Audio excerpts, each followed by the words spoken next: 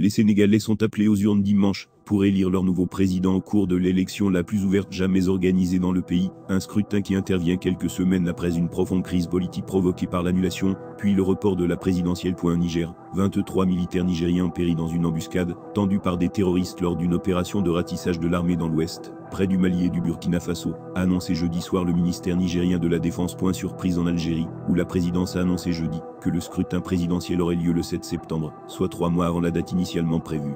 Aucune raison n'a été avancée pour justifier ce changement de calendrier électoral. En République démocratique du Congo, le journaliste congolais Stanibu Jakra, correspondant du magazine Jeune Afrique et de l'agence de presse OT, a été libéré de prison mardi soir.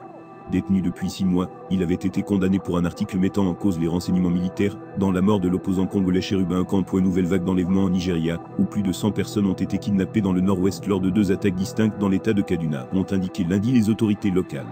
La semaine dernière, des hommes armés avaient aussi enlevé des dizaines de personnes dans un autre village du district de Kajuru. L'Égypte a signé dimanche un accord de partenariat de 7,4 milliards d'euros avec l'Union européenne.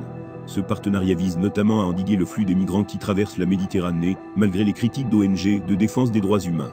Alors que la France avait immédiatement condamné le coup d'État de juillet 2023 à Niger, les États-Unis s'étaient montrés moins critiques, misant sur le dialogue avec les nouvelles autorités. Washington espérait ainsi peser sur les choix stratégiques du pays et conserver sa base militaire d'Agadé.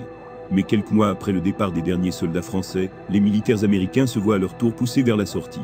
Le Parlement gambien a examiné lundi un texte de loi qui pourrait de nouveau légaliser l'excision, une pratique interdite depuis 2015. Mais l'excision est encore profondément ancrée dans le pays. Selon l'UNICEF, 75% des Gambiennes âgées de 15 à 50 ans ont été victimes de cette mutilation génitale. Ce projet de loi scandalise les défenseurs des droits humains. Les précisions de la correspondante régionale de France 24, Sarah Sako. Escalade verbale et harcèlement en ligne, notamment contre des personnalités féminines. Comment lutter contre les discours de haine sur les réseaux sociaux en RD Congo?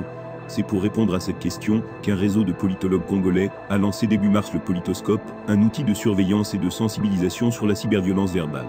Reportage à Kinshasa d'Aurélie Bazara Kibangula. L'écrivain Boubacar Boridio était cette semaine l'invité de l'émission culturelle de France 24 pour présenter son nouveau livre. Avec une plume acérée, il témoigne des tourments de notre époque. Son œuvre a été couronnée par le prix Neustadt en 2022, considéré comme le 2e prix littéraire après le Nobel. En disciple chevronné de Cheikh Anta Diop, écrivant en Wolof, il contribue depuis quelques années à faire de cette langue du Sénégal une langue d'érudition et de littérature. Au Sénégal, la campagne touche à sa fin et les candidats redoublent d'efforts pour convaincre les électeurs. Dans un pays où 75% de la population a moins de 35 ans, les promesses se multiplient pour améliorer le quotidien des plus jeunes. Amadouba veut être le président de l'emploi des jeunes, Idrissa Seck promet un programme spécial dédié aux jeunes, Anta Babacar Ngom veut créer 1 million d'emplois. France 24 a rencontré des jeunes à Dakar pour évoquer leur quotidien et leurs attentes.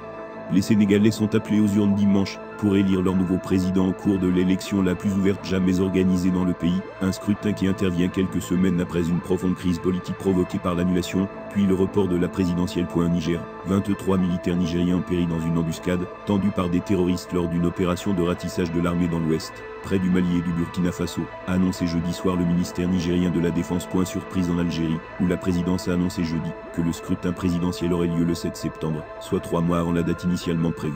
Aucune raison n'a été avancée pour justifier ce changement de calendrier électoral. En République démocratique du Congo, le journaliste congolais Stanibu Jakra, correspondant du magazine Jeune Afrique et de l'agence de presse OT, a été libéré de prison mardi soir. Détenu depuis 6 mois, il avait été condamné pour un article mettant en cause les renseignements militaires dans la mort de l'opposant congolais Chérubin Camp. Nouvelle vague d'enlèvements en Nigeria, où plus de 100 personnes ont été kidnappées dans le nord-ouest lors de 2 attaques distinctes dans l'état de Kaduna, ont indiqué lundi les autorités locales. La semaine dernière, des hommes armés avaient aussi enlevé des dizaines de personnes dans un autre village du district de Kajuru. L'Égypte a signé dimanche un accord de partenariat de 7,4 milliards d'euros avec l'Union européenne. Ce partenariat vise notamment à endiguer le flux des migrants qui traversent la Méditerranée, malgré les critiques d'ONG de défense des droits humains. Alors que la France avait immédiatement condamné le coup d'État de juillet 2023 à Niger, les États-Unis s'étaient montrés moins critiques, misant sur le dialogue avec les nouvelles autorités.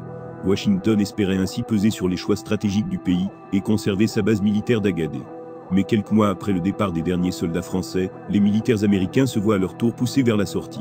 Le Parlement gambien a examiné lundi un texte de loi qui pourrait de nouveau légaliser l'excision, une pratique interdite depuis 2015. Mais l'excision est encore profondément ancrée dans le pays. Selon l'UNICEF, 75% des Gambiennes âgées de 15 à 50 ans ont été victimes de cette mutilation génitale. Ce projet de loi scandalise les défenseurs des droits humains. Les précisions de la correspondante régionale de France 24, Sarah Sacco. Escalade verbale et harcèlement en ligne, notamment contre des personnalités féminines. Comment lutter contre les discours de haine sur les réseaux sociaux en RD Congo? C'est pour répondre à cette question qu'un réseau de politologues congolais a lancé début mars le Politoscope, un outil de surveillance et de sensibilisation sur la cyberviolence verbale. Reportage à Kinshasa d'Aurélie Bazara-Kibangula. L'écrivain Boubacar Boridio était cette semaine l'invité de l'émission culturelle de France 24 pour présenter son nouveau livre. Avec une plume acérée, il témoigne des tourments de notre époque. Son œuvre a été couronnée par le prix Neustadt en 2022, considéré comme le deuxième prix littéraire après le Nobel. En disciple chevronné de Cheikh Anta Diop, écrivant en Wolof, il contribue depuis quelques années à faire de cette langue du Sénégal une langue d'érudition et de littérature. Au Sénégal, la campagne touche à sa fin et les candidats redoublent d'efforts pour convaincre les électeurs. Dans un pays où 75% de la population a moins de 35 ans, les promesses se multiplient pour améliorer le quotidien des plus jeunes. Amadouba veut être le président de l'emploi des jeunes, Idrissa Seck promet un programme spécial dédié aux jeunes, Anta Babacar Ngom veut créer 1 million d'emplois. France 24 a rencontré des jeunes à Dakar pour évoquer leur quotidien et leurs attentes. Au Niger, 23 militaires tués et 17 autres blessés dans une embuscade terroriste. 23 militaires nigériens ont péri dans une embuscade tendue par des terroristes lors d'une opération de ratissage de l'armée dans l'ouest, près du Mali et du Burkina Faso, a annoncé, jeudi soir, le ministère nigérien de la Défense.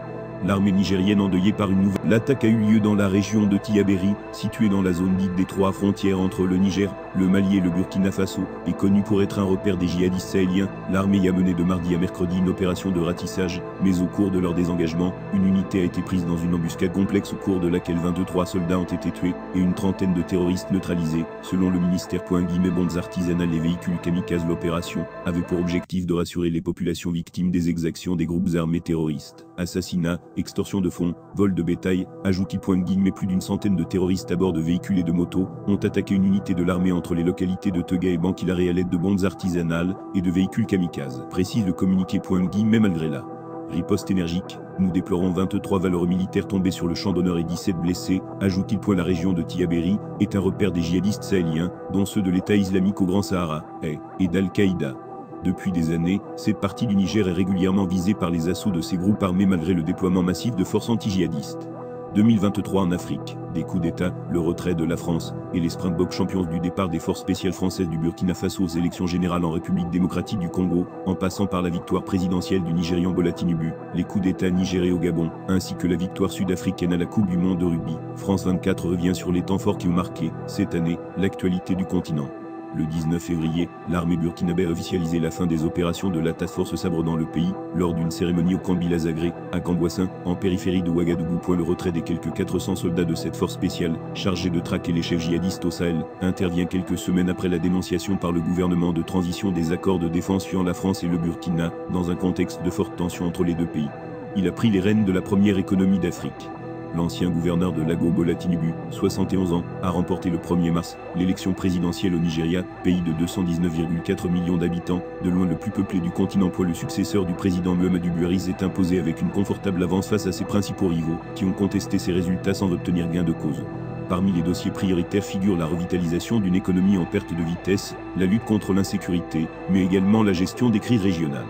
Car, outre son mandat national, Bola Tinubu a pris en juillet la présidence tournante de l'organisation régionale, la CEDEAO, Communauté économique des États de l'Afrique de l'Ouest, pour une durée d'1 an, devenant ainsi le nouveau visage de la diplomatie ouest-africaine. Samedi 15 avril, une guerre meurtrière éclate au Soudan, entre l'armée régulière et les forces de soutien rapide, FSR, une puissante milice affiliée au pouvoir. Un conflit qui expose au grand jour la brouille entre le général Abdel Fattah al-Burhan, à la tête de la junte, et de facto chef de l'État, et Mohamed Hamdan Daglo Diomelti, son ancien allié désormais décidé à prendre le contrôle du pays par les armes. Malgré plusieurs tentatives de médiation des États-Unis, de l'Arabie Saoudite, ou bien encore du Kenya, les combats continuent malgré l'annonce de cessez-le-feu successifs, et le bilan des morts s'alourdit rapidement.